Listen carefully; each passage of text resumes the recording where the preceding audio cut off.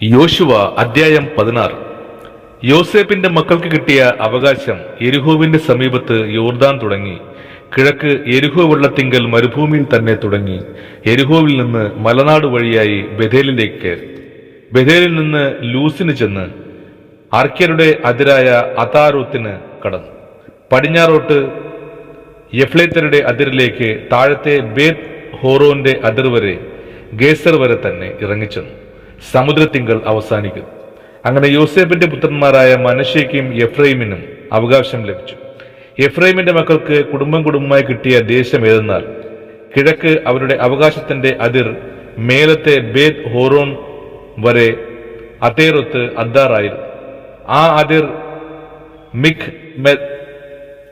അതിർ മിക് മെഥാത്തിന്റെ വടക്കുകൂടി പടിഞ്ഞാറോട്ട് ചെന്ന് താനത്ത് ഷീലോ വരെ കിഴക്കോട്ട് തിരിഞ്ഞ് അതിനരികത്തുകൂടി യാനോഹയുടെ കിഴക്ക് കടന്ന് യാനോഹയിൽ നിന്ന് അദോറത്തിനും നാരാത്തിനും ഇറങ്ങി യെരിഹോവിലെത്തി യോർദാങ്കൽ അവസാനിക്കും.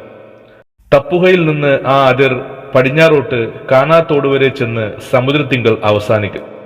എഫ്രൈം ഗോത്രത്തിന് കുടുംബം കുടുംബമായി കിട്ടിയ ഈ അവകാശം കൂടാതെ മനശ്ശെ മക്കളുടെ അവകാശത്തിന്റെ ഇടയിൽ എഫ്രൈം മക്കൾക്ക് വേർതിരിച്ചു കൊടുത്ത പട്ടണങ്ങളൊക്കെയും അവയുടെ ഗ്രാമങ്ങളും കൂടെ ഉണ്ടായിരുന്നു. എന്നാൽ അവർ ഗസേരിൽ പാർത്തിരുന്ന കനാന്യരെ നീക്കിക്കളഞ്ഞില്ല. കനാന്യർ ഇന്ന് വരെ എഫ്രൈമ്യരുടെ ഇടയിൽ ഊഴിയ വേല ചെയ്ത് പാർത്തു വരുന്നു. ആമേൻ.